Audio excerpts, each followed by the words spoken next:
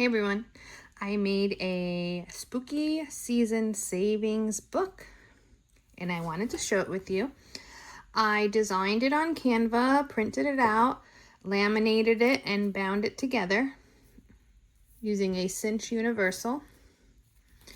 So let's go ahead and get started here. There's a front and a back. It will save $100 and it's broken up into 4 different challenges. There's one here that's lock in the savings and you save $30. How nice and laminated it is. Now,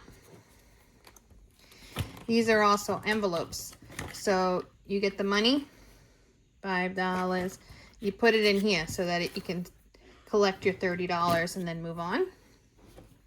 Sweets and savings, $20.